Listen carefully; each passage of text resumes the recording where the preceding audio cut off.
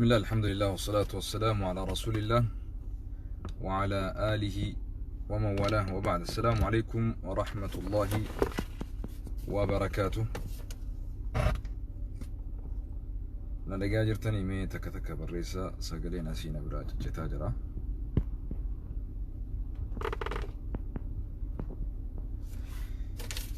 نبرا ساقلين تكو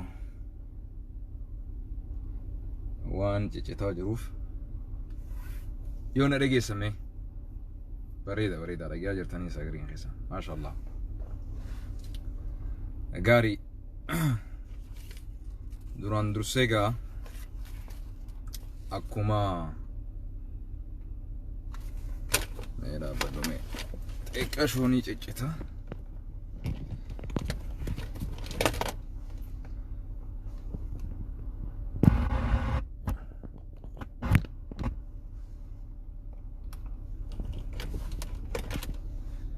gaarii qulqulluu fakkaata amma sagaleen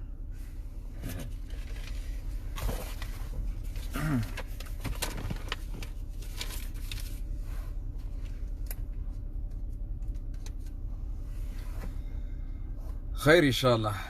بارك الله فيكم. دران درسي الحمد لله والصلاة والسلام على رسول الله وعلى آله ومن والاه وبعد. السلام عليكم ورحمة الله وبركاته. وردفتو تخيا كم فقو في إيهو جرتن كم برا في بدا جرتن خان as Minnesota jirtanii fi magaalaa lakkuu jirtan hundi keessanuu bakka jirtanitti rabbiin isin waliin haa jiraatu jechaadha. arraan tan yoo rabbi fedhe akkuma gartee baallama isinii seenetti waan dhihoo tana ummata garii shakkii itti naqee jiru takka ummata garii itti fakkaatee jiru takka ummata garii sehaa itti tehe duraan dursee wanni beekuu qabnu الإسلام يعلى ولا يعلى عليه. الإسلام يعلى ولا يعلى عليه. خانه بدو خلما مفادا واني اتيه بچوك أبدو الدين النصيحة. أمنتي إسلامات يجون قوتمتو تولا ولي فيادو تولا ولي فدامو تولا الرتي قرتي والغرفتو تولا خوانا قزي جنو الدين النصيحة لمن؟ لله ولكتابه ولرسوله ولأئمة المسلمين وعامتهم. توليخن كتاب ربي تف توليخن الله أداف جتشون قزي جامو ربي أداف بتمو ربي أداف تولو كتاب ربي تفجام كتاب ربي تنبلو ولرسوله أجد رسولا تنبلو عليه الصلاة والسلام ولأئمة المسلمين وعامتهم أكسمت هقنتوتا أمنتي إسلاماتف أكسمت حواس إسلاماتف وردفتوتا في اللي ققيسا في اللي هندو مافو نمني تولا ولياد الرادور ومتوكل لين هنجرو خانو namni ammaas ilma namaa ta'ee hin dogoggoree hin jiru huwadhu kana naa huwadhu akka gaariitti. So wanni jechuu barbaadu warri dhihoo tana naa jechaas mormaa turtan warri narrattis mormaa turtan lamaanuu anaaf akka ija mirgaa akka ija bitaati. Khannaa mormaa turees haqa rabbii mormaa ture. Khannarratti mormaa turees haqa rabbii mormaa ture. Dhaggeeffadhu. dubbiin haasawni dhiyootana jum'aa dabare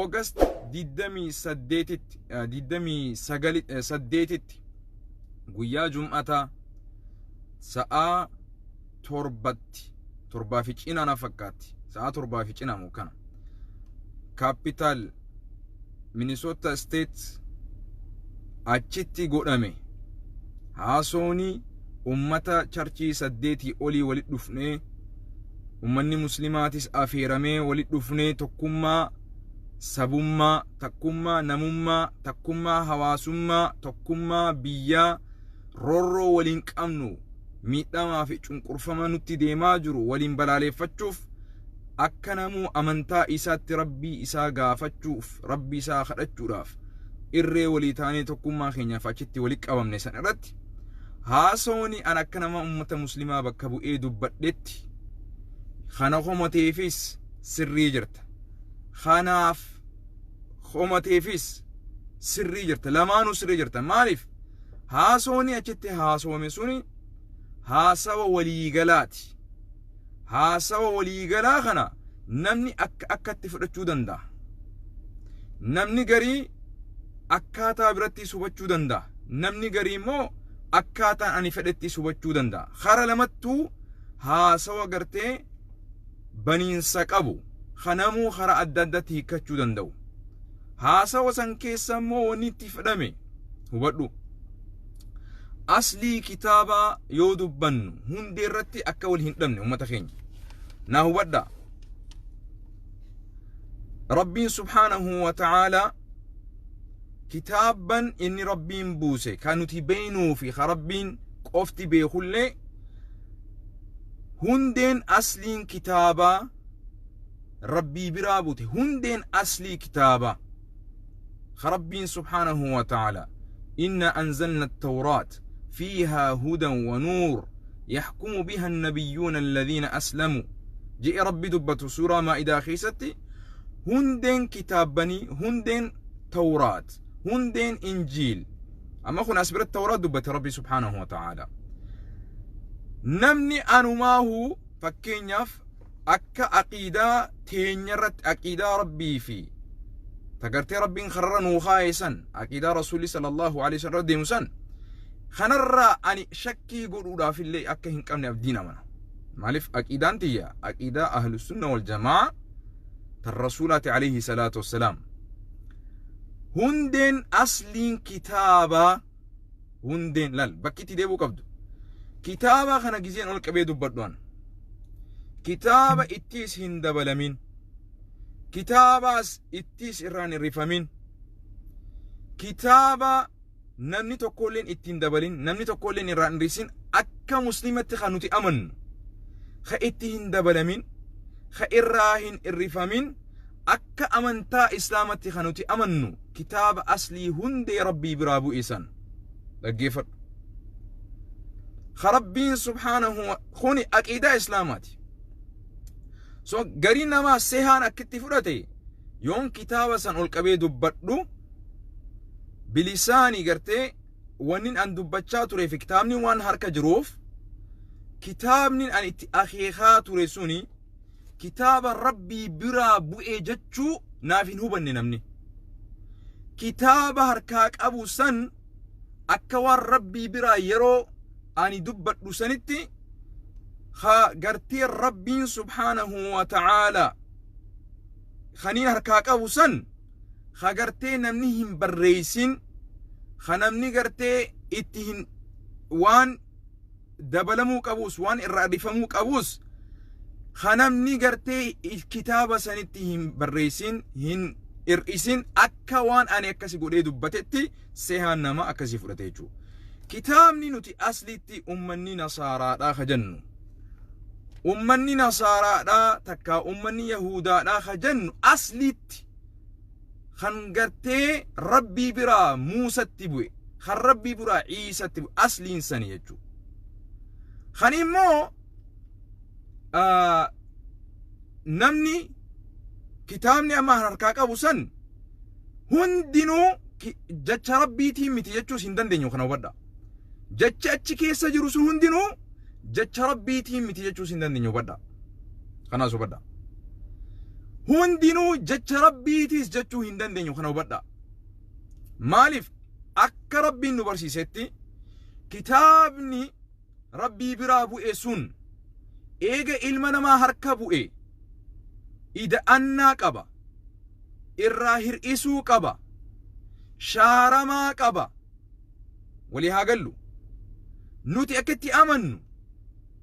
akkatti amannu eega rabbii biraa bu'e akka rabbii biraa bu'etti bu'urri isaa akka rabbii biraa bu'etti ida'annaas hin qabu hir'isaas hin qabu لكن ربي سبحانه وتعالى أمني قري اتيس إدئي اتيس الرسي الراهلي واقري باسمي جتشو ربي نبرسيسي رقيفة نوتي أصلي إسات أكا ربي برابو أمنون أكيداتين يرى خنوات سان أكسي ناودو سان أكسي برانا دبر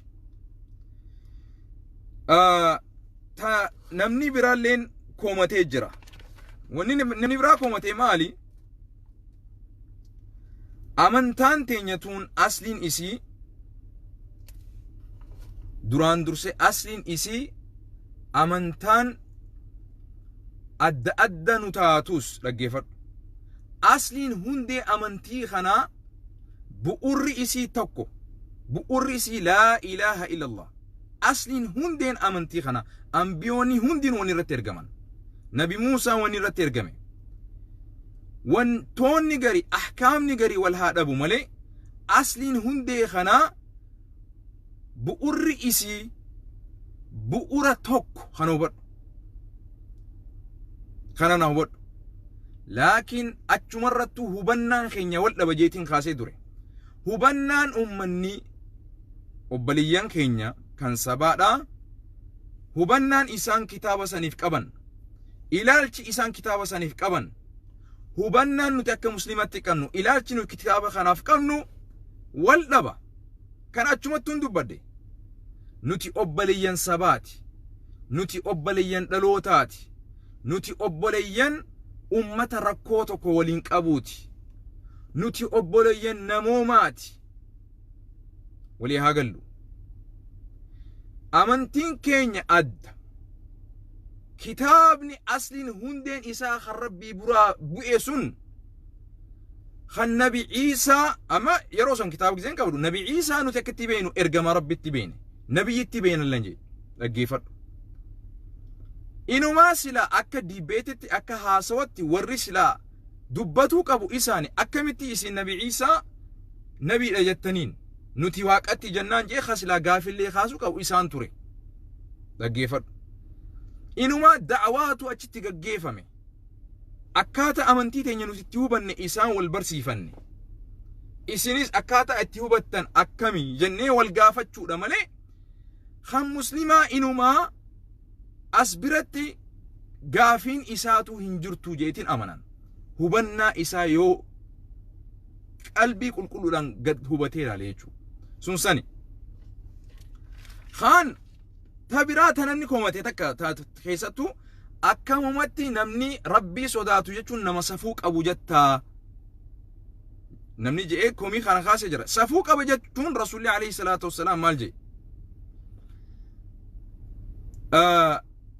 ergamaan rabbii إذا لم تستحي فاصنع ما شئت جي يو أتي هنسال فني يو أتي ربي الرا هنسال فني يو سفو هنكبان وان فيته وجدو جي نما سفو كبوت ربي اللي سودات هيجو نمني ربي الراك أنفتو نمني ربي إسازي قالوا بدي اللي هندلقو يجو تان أكمي توكس جتا جيتوك خانا هو الحياء من الإيمان يجو تجر رسول الله عليه الصلاة والسلام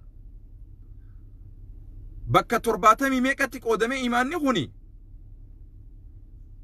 hundeen takka dameen takka imaanarraa rabbirraa qaanfatuun ilma namarraa qaanfatuun rabbirraa gartee qaanfatuun imaanarraa akka taate rasuuli sallallahu alaihi wasallam ragaa nu dubbate kana akkasitti hubadhu bira naa dabari naam so kanaafuu gaa wanni hubatamuu qabu kanuma jeetiin amanaa dogoggorri as keessa jiru ni jira jeetis amanu yoo jiraatees akka obbolummaa islaamatti namni walii bilbilee aboo nuti akkana yaadne akkana yaaddinu fakkaate akkam jettaa waliin jechuun warma jiru akkaataan itti ibsan osoo jiru hanqina jechaatiif hanqina jechootaatiif wanni ja'amu hanqatu ni mala wanni ja'amuu qabu hanqatu ni mala akkaataa ati itti hubachuu barbaadetti si hubachiisuu dhabuu ni mala laakiin as keessatti immoo wanni itti fadhamees wanni itti yaadamees hundeen kitaabaa bu'urri kitaabaa hundeen isaa nuti akkatti amannutti hundeen isaa rabbii biraa bu'e subhaanahu wa ta'ala. waliigallam kitaaba qur'aanaa kana amma kana an kitaabni kun kitaaba hiika afaan oromooti dhaggeeffadhu. kana ol qabee kitaaba qulqulluu itti hin idaamin itti hin raffimin yoon jee kitaabnummaan an harkaa qabu kun amma itti idaamee jira. maaltu itti idaame? afaan oromoo gizee hiikan jechoota namaaf hubachiisuudhaaf dhaggeeffadhu. kitaaba ittiin hidaamin irraa hin rifamin gizeen jiru amma kitaaba kanaa miti aslii qur'aanaa san baana dhaggeeffadhu. ka afaan ingiliffaa ka afaan oromoo namni jecha isaa itti ida'ee jira akkaataa rabbiin itti je'eessanitti ummataaf hiikuudhaaf haasawa namaa keessa jira dhaggeeffadhu. kuni amma kitaaba qulqulluu jechuun hin danda'u. qur'aana kun amma fakkeenyaaf qur'aana aslii afaan arabaatu ka ittiin ida'amin ka irraan hin rifamin ka jechi tokkollee ma'anaaf jechallee ummataaf hiikuudhaaf amma qur'aanni kunii fi qur'aanni afaan arabaa sun gargar hatta dubartiin yoo laguu qabaatte fakkeenyaaf ummanni ulamaa ka kitaaba afaan ingiliffaatiin ta'e oromoon hiikame kana xuuxee qara'uu dandeessi dubbisuu dandeessi jaan. namni amantii islaamaallee hin qabaanne qur'aana gartee hiikamni isa afaan adda addaatiin hiikame tuqa'uu danda'an dhaggeeffadhu. dubbiin garii dachaadha yoo gaafatte yoo hubatte malee sii galuu hin dandeessu. kitaaba kana ol qabee kitaaba qulqulluu gizeen dubbadhu amma kun qur'aana kitaabni qulqulluun ka ittiin ida'amin karraan hin rifamin akka rabbii biraa bu'etti jiru san aslii san qur'aana yoon dubbadhu kanaa miti aslii qur'aana nabi muhammad irratti bu'e san ka amma namni gartee ulamaan adda addatti namu akka hubannaa isaa osoo jiru hubannaa rasuulaa osoo jiru sahaabaa osoo jirtu akkaataa hawaasaaf ibsamutti ka barreessan kanaa miti aslii qur'aanaa san jechuu waliigalaami. so akkasitti hubadhu warri kiristaanaatis warri amantii biraatis kitaaba afaan oromootiin akka inni bu'etti harkaan qabu afaan oromootiin jijjiiratee harkaa qaba afaan amaaraatiin jijjiiratee harkaa qaba afaan ingiliffaatiin jijjiiratee qaba afaan inni itti bu'e kun afaan hibruutu gariin isaa ka yahudaa afaan biraatiin bu'e afaan oromootiin hin buune kitaabni tawraat kitaabni injil afaan amaaraatiin hin buune kana hubadhu wanni na hawwatuu qabdu. kitaabni qulqulluun rabbii biraa bu'e kanamni ittiin dabalin ittiin risinsan jechuu kaan katti amannu nuti dhaggeeffadhu ittillee dabalame shaarameellee jiraa jechuu. qur'aanni immoo cuunfamee kitaabni afuranuu cuunfamee hundinuu cuunfamee kitaabni qur'aanaa nuu kenname kana hubadhu. hundeen asliin isaa immoo rabbii biratti nuti itti amanna ahkaama saasan waan qur'aana keessatti gartee wal simateen qofa walitti dalaganna qur'aana keessatti yoo wal simate jechuu kan hin shaaramin jechuu kana waliigalaami akkasitti naa hubadhu. I think waliigalleensaa kaan immoo usluuba nasiiha yaani obboleen islaamaa tokko yoo namni tokko dogoggorees yoo namni tokko hamtuu dalagees akkaataa itti gurfatu jira. obboleen kiyya kana homatan dirree baanii kana homatan an galatoomaan jaan warra cal'isee inumaa garatti fi qabee gunguumeessanirra warra hamtuu yaadeessanirra kakabbeef irraa baase alhamdulillah maati miti. garuu nama tokkoon galatoonfachuu barbaada as keessatti Sheikh Jamaal Aliyyi akkasuma ustaad eenyu Hamza Jabir akkasumatti ulamaa garii ta gara duubaatiin na dubbiste akkasumatti Sheikh Anwar nama na bilbileellee waan kanamee namoonni akkanatti hubatan akkam jedhee na gaafate achumatti immoo dubbinte naaf galti nuuf gala achumatti dubbifte. Sheikh Jamaal Aliyyi numaa na duubaahu barreesseehu an akkanattiin hubadhe jeetu isinuu hubachiise rabbiin jazaa isaa jannatul firdaws na deebisu. akkasumatti obboleessa kiyya Hamza nuree jiru innilleen amma gurbaan suni garii nama ni arrabsa isuma sanuu yaa akhi suuta walirraa deema kanaanu isinii dhaama wal qusadha muka wal jalaa cettaan deemina namni tokko yoo dogoggore rabbiin akkaataa dogoggora keenya itti wal sirreeffanu nu himee jira. akkaataa ol qaceeffannu nu himee jira. Amantiin Islaamaa fedhii fi dantaa hin taatu. Fedhii tee hin dursin, dantaa tee hin dursin. Yoo dogoggorri jiraate fedhiin Rabbi as keessatti maali? Akkamitti Rabbiin wal gorfata? Unkaan ana dhiisiti. Nabi Muusaadhaan Rabbiin subhaanahu wa ta'ala Fir'aawna jecha bareedaadhaan dubbisii jeen deemiti. La'allahu yatazakkaru aw yakhsha. La'alla gorfamuu mala. Rabbi sodaatee gara Rabbi deebuu mala. Unkaan ana dhiisi mujrimticha gartee zaalima san jechuu. Kanaafuu sheekootii garii asirratti qomatamtanii jirtan. Ani gama kiyyaan dhiifama isin godheesin jira. Dhiifama Rabbii keessan gaafadha. Yoo na qomattaniis hinaaffaa diiniif bolala isin diiniif qabdaniif na qomattan. Garuu immoo akkaataan itti ol qomatan osoo jiru isin jala miliqxee jirti taraa tana. Deebi'aa isinilleen toobadhaa Rabbii keessan gaafadha. Obboleeyyan kiyya kanaafillee morman. Haqa Rabbii mul'isuufillee morman. Galanni keessan jannataa ta'u isin hundaa'u. Akkasumatti daawwattoonni keenya waan kanarraa hubattan jeetiin amana. Kanaafuu yeroon keessa jirru tun yeroo reefkarra jirru. Yeroo imaamni keenya ajjeefamaa jiru. Wanti arraan tana achina geesseetu yoon dogoggoreehu arraan tana dogoggora san. Arraan tana wareega ulamaan keenya kafaluu qaban nurraa kafaltee achi dheedhee dubbattee tokkummaa keenya agarsiistee diina keenya nurraa cabsitee isinitti mul'achuu baattee. Hubannaan an waan itti fedhe sun sehaa biratti isinitti argamtee wal yaamtanii wal ijaartanii wanni jechuun isinirraan eegamu. If duraafillee dogoggoruuf hin ta'a. If duraaf isinillee dogoggoruuf teessan. Wal gorfadha. An akka nama tokkotti masjid Toofiq ittiin akka nama tokkotti gargaaraa masjid Toofiq imaama salaachisuu masjid Toofiqitti gargaaraa imaamaati. Akkasumatti itti gaafatamaa mana madarsaati. Yoo waa balleessees haadhaa fi abbaan qaba. Haadhaa fi abbaa kiyya daran imaamaatu jira. Imaam Sheekh Bashir jaaniin. Ulamaa majlisaati jira. Majlis shuuraa qabduutu jira. Gara keessaati warri isaan dubbistan jazaakumullah khairal jazaa. Warri isaan qunnamtan jazaakumullah khairal jazaa.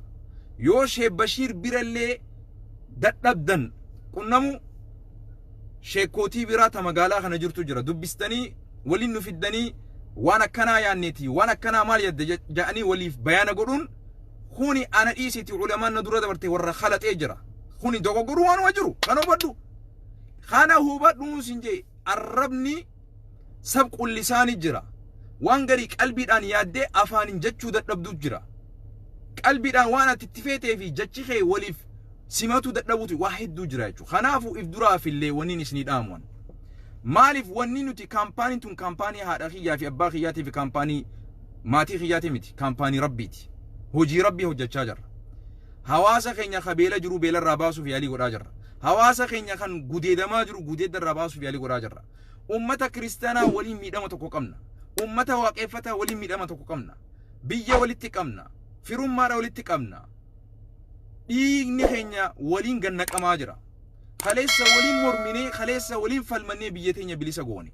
Arrallee waliin maqaa Oromootiin nu balleessaa jira mootummaan zaalimaa kun. Yeroon tun yeroo akkanatti ija walitti deddeebi'anii miti. Yeroo tokkummaa keenya cimsanii rakkoo biyya teenyaatiif wareegama barbaachisu kafallee yoo arraan tana dogoggorri jiraatellee walii bulfannee borullee ol sirreeffachuu dandeenya. Yeroo tana mootummaa zaalima diina nutti tahee amantiidhaa waliin nu buusuu barbaadu hubachuu dadhabdanii nutuma ummanni islaamaatu walitti deebinee walii bu'uufdhaaf bu'aa diina keenyaaf qabuudhaaf bu'aa buusuun gaarii miti isiniif. Fageessanii ilaaluu hin dadhabina. Obsaa ciniinnadhaa. Obsaa wanni hin tolleen jiru. Takkaa bilbila tokkootu fixa waan kanallee ta'a jechuudha. Kanaafuu kanarraa barattanii isinilleen wal hubannee keessaan wal dubbisnee akka shee anoor nadda walii daqiiqaa takkaan fudhanne. Sheekootii akkanaa gartee Sheekh Bashir hojiis haasooyne ulamaa gurguddoo hojiis haasooyne waan kana namni hedduun haruma gartee an hubadheessanii hubatee jira illaa nama waa xiqqashoo malee jechuudha. Asliin kitaaba arbuun biraa bu'e kana hubadhu akkasitti. Kana gaa wanni isin dhaan barbaadu yeroon yeroo wal keessa deebinuu miti. Rakkoo qabnu ciniinnee haa cuccannee qeenyee diinaa fi yoo rakkoo walirraa qabaannillee fuula diinaa duratti tokkummaa keenya mul'isnu. Kana na hubadhu. Akkaataan itti wal gorfatanis osoo jiru akka feetettis waliin gorfatin. Akka rabbii fi rasuulitti wal gorfatu atummaanuu kasilaa wal gorfatu roatu. Namni dogoggoree men jiru yoo dogoggorellee rabbiin dhiifama akkanaa godhuun gaafadhaan. Yoo dogoggorees waan rabbii osoo hin dalagootiin dogoggoreen. Tana hubadhu. Namni waan rabbii dalagu ni dogoggora, namni dubbatu ni dogoggora. Nan qabsoo keessa jirra. Namni qabsoo dirree qabsoo keessa jiru kufaaka. Obboleessa gisee inni kufe obboleessa isaa gisee inni kufe santutu ol kaase isa. Kana akkasitti hawwannu. Kana kan inni isin dhaamu afoona lillah yoo zanni jiraatin jiddu ani ilaa guyyaa qiyaamaa narraa dubbatus maaliif nama waa dalagu narraa namni hin dubbatin hin jiru dubbatu hayyama guutuu isin kanneetin jira. Dogoggora feetan nasreeffatuufis hayyama isin kanneetin jira. Laakiin naa jecha immoo walitti hin bu'ina. Keessaan na gorfadha. Yoo rakkoon jiraatte. Barakallahu fiikum wa jazakumullahu khairal jazaa. I think fuldura haa yaannu, fulduratti haa deemnu. Waan akkanaa kana owwisurraa isaa fagaannu. Hawaasa burjaajeessurraa isaa fagaannu. Nageenya jiraadhagaa. Wassalaamu alaikum wa rahmatullahi wa barakaatuh.